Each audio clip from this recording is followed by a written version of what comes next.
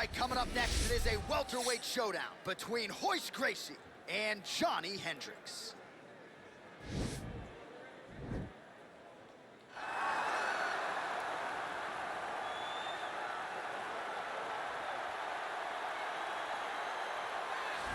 All right, so an interesting stylistic clash here. Prevailing wisdom is he's going to try to take his opponent down and get off some of that patented ground and pound. Yes, and once he's on top, he starts to just gain control first.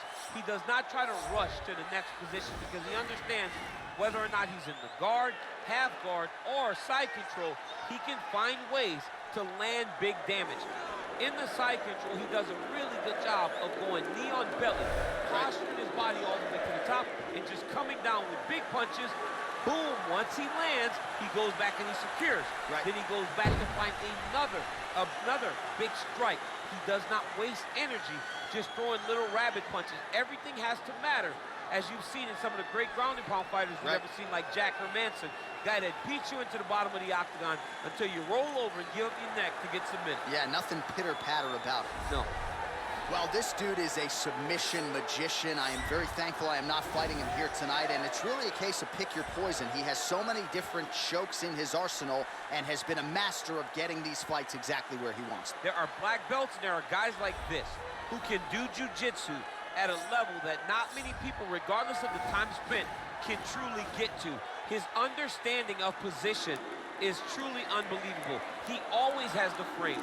The moment you start to press into him, he's always underhooking, always looking for the next escape route, but not to get back to his feet. Right. He wants to go from bottom to top. If he's in the top position, you are constantly in danger.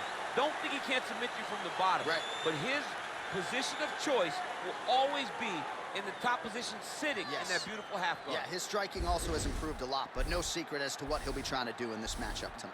Our tale of the tape for this welterweight fight.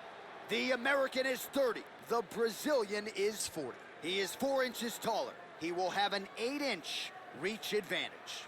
All right, just about ready to go here now for the particulars. We go inside the octagon. Here is Bruce Buffer. Ladies and gentlemen, this fight is 3 rounds in the UFC welterweight division. Introducing first, fighting out of the blue corner, a wrestler holding a professional record of 18 wins, 8 losses. He stands 5 feet 9 inches tall, weighing in at 170 pounds. Fighting out of Dallas, Texas, USA.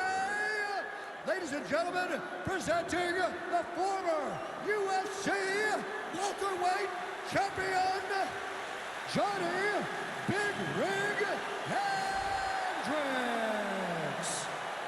And now introducing his opponent, fighting out of the red corner.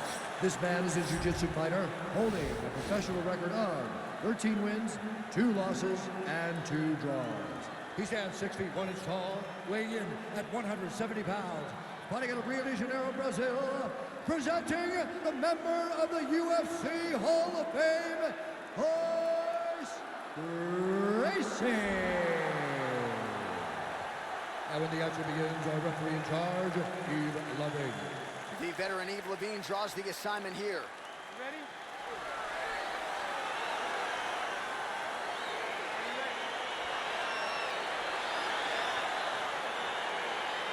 All right, DC, round 1 is upon us, and if you are somebody that enjoys the ground fighting game, this matchup could be custom.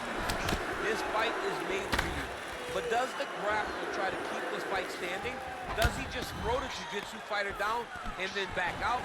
Because even though he's a phenomenal grappler, he will be at a disadvantage if this fight takes too much time on the ground in the jiu-jitsu realm. Left hand punch with the clinch. Stuffs the takedown there. How good is his takedown defense?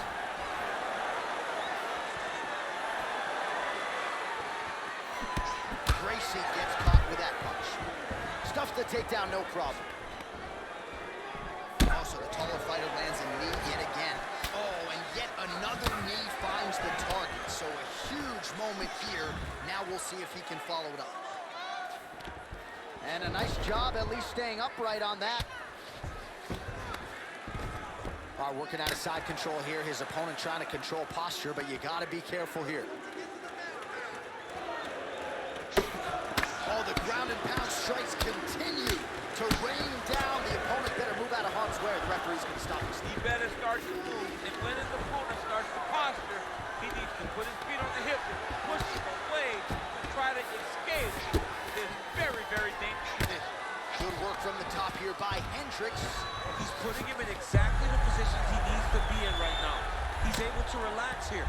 And he understands, being a veteran of so many fights, that as long as he's on top, he's winning. He feels like he's winning here.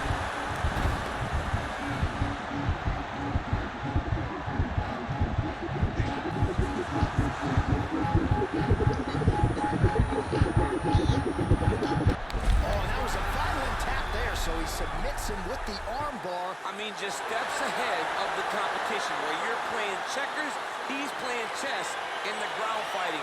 And it showed tonight in this big submission victory.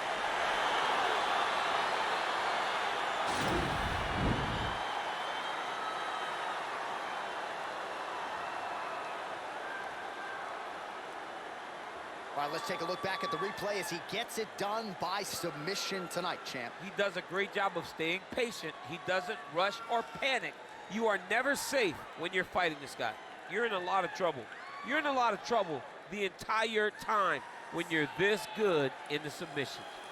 So there he is, your winner by submission. That could hold up as one of the better subs of the year. Near perfect execution tonight. Ladies and gentlemen, referee Yves Leving has called a stop to this contest at 3 minutes, 5 seconds in the very first round. Declaring the winner by tap out, Royse Gracie.